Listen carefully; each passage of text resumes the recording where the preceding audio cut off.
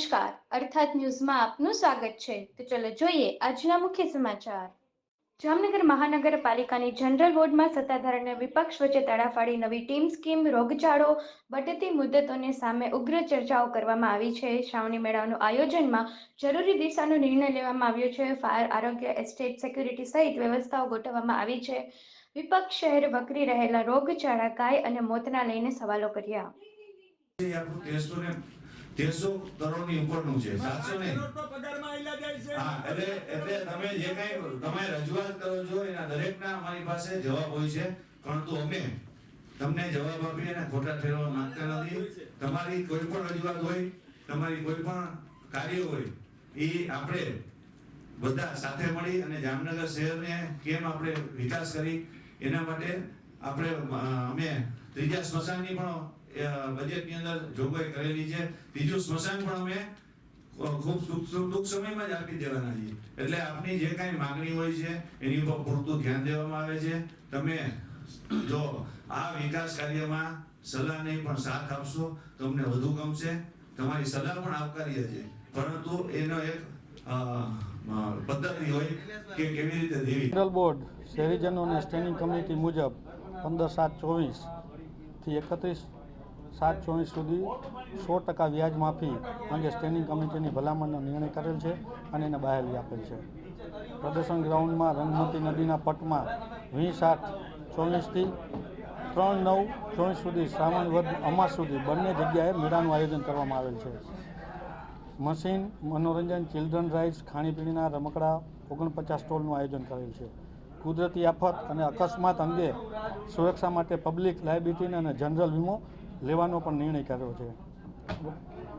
ખુલ્લી જગ્યા રાખવામાં આવેલી છે, ગેટ પણ રાખવામાં આવેલી છે, સીસીટીવી કેમેરા ઉપર એને બધાની નિગરાની રાખવામાં આવશે। પ્રાથમિક સુવિધા, સારવારની સુવિધા, ફાયર સુવિધા, તકેદારી પણ રાખવામાં આવી છે। રોજની જવાબદારી માટે અલગ અલગ અધિકારી કર્મચારીઓ પણ મહાનગરપાલિકા વતી ફાળવવામાં આવેલ છે। તેમજ કાયદો અને વ્યવસ્થા અને પોલીસ બંદોબસ્ત પણ રહેશે। લગત શાખાને જરૂરી વ્યવસ્થા ગોઠવવાનું કડક સૂચના સાથે મેળાની મંજૂરી આપવામાં આવેલ છે। આ ઉપરાંત મુસદ્દા નગર રચના યોજના 25, 26 અને 27 અને ટીપી સ્કીમનો ઈરાદો જાહેર કરવામાં આવેલ છે તથા ટીપી સ્કીમ નંબર 11 અને 20 અંગે પરામર્શ અને આપવા અંગે મંજૂરી કરવામાં આવેલ છે। આ ઉપરાંત ચાલુ બોર્ડ સભ્યોએ જે મુદ્દા તથા પ્રશ્નોત્તરી કરેલ છે તેનો શાંતિપૂર્ણ અને યોગ્ય જવાબ આપેલ છે અધિકારી દ્વારા। અને આગામી 7મ 8મ અને શ્રાવણી મહિનાનું જામનગર મહાનગરના પ્રજાજનોને ખૂબ ખૂબ શુભકામના પાઠવું છું અને જન્માષ્ટમીનો તહેવાર શાંતિમય રીતે ઉજવે એવી હું પ્રાર્થના કરું છું। અસ્તુ। જામનગરમાં રેલવે સ્ટેશન પર આજે સવારે આવેલી એક ટ્રેન હેઠળ નવાગામ ખેડમાં યુવાનને કોઈ કારણસર ઝંપલાવી આત્મહત્યા કરી હતી।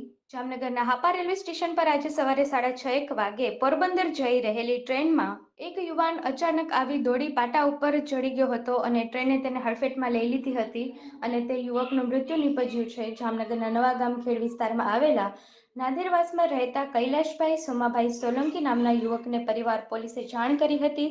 આ યુવાનને કરેલી આત્મહત્યાનું કારણ જાણવા પોલીસ દ્વારા તપાસ શરૂ કરવામાં આવી છે।